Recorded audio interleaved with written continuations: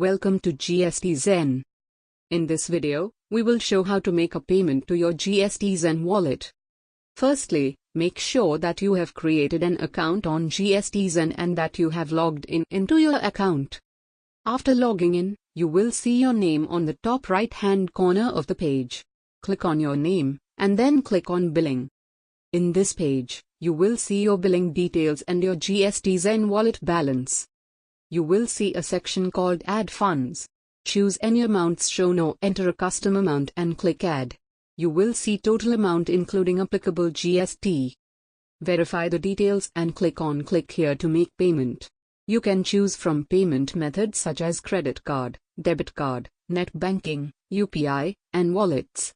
In this video, we will pay through UPI. After making the payment, you will see it in your wallet balance. You can also view your payments and download invoices from your billing page. GSTZen generates and emails invoices within 2 business days of your payment.